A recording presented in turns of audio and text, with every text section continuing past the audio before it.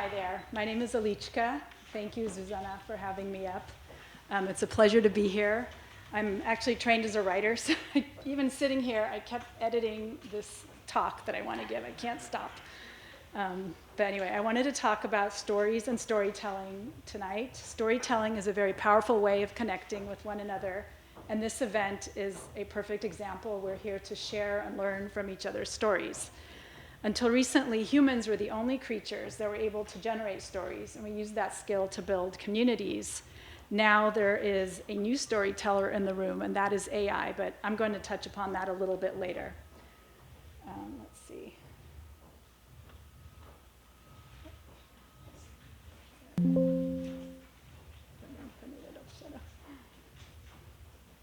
Can you speak a little louder? Louder, sorry, okay.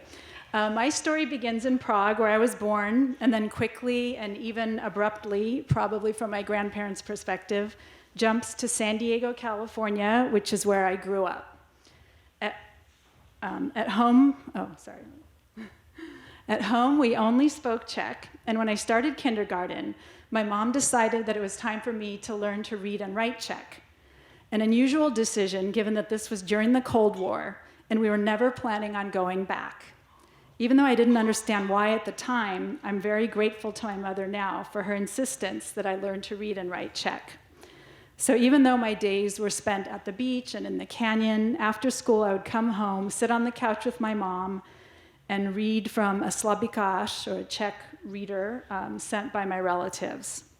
Our house was full of books, and once I could read, I would read anything I could get my hands on. Books opened my eyes to traveling on the prairie in covered wagons, to the Salem witch trials, and to surviving on an island off the coast of California. When I graduated from college, I naturally gravitated to the book world and found a job in the Foreign Rights Department at a literary agency here in New York City. The work gave me the chance to present books to international publishers with the goal of selling translation rights. In practice, this entailed reading a lot, which I loved, and then talking about the books in smoky cafes or in book fairs with other book lovers. I saw firsthand how a well-told story could transcend boundaries and resonate with people across cultures. I also saw how easy the internet made it to share a writer's work via email. Whether it's a short story or a journalistic essay, I too was guilty of acting like everything on the web was free.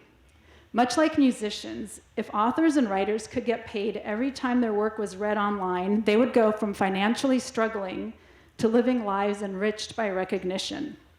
Fast forward to 2019, I was still in publishing and had even ghostwritten a few books. A friend of mine invited me to attend New York Blockchain Week, and on a whim, I decided to go. What I heard blew me away. Here was a technology that was the solution writers needed. With blockchain, anytime a writer's work appeared online, they could automatically get a small payment.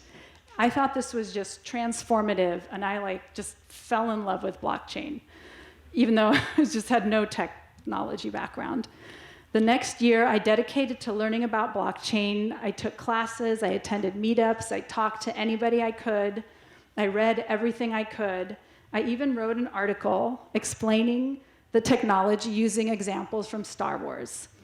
And this article got a lot of attention, and finally I was just so frustrated by what I thought was a slow pace of change of publishing. I found a job doing marketing accounting services to blockchain companies. Complete switch from my past.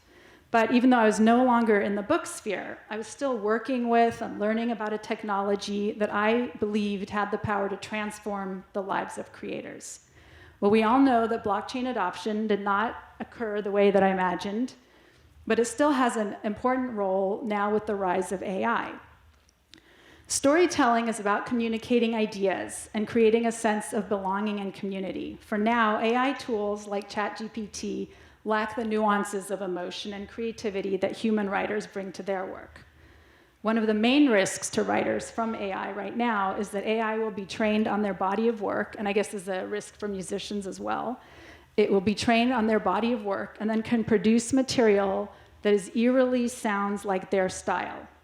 And a reader might buy it believing it is authentic, and the writer will not be compensated or credited. This already happening to a lot of writers, including Game of Thrones author George R.R. Martin. So blockchain allows us to track property or articles or anything online, and we can know if it's human or created by AI, and it can protect us from deep fakes. Growing up, my mom used to tell me that Czech writer Karel Čapek coined the term robot.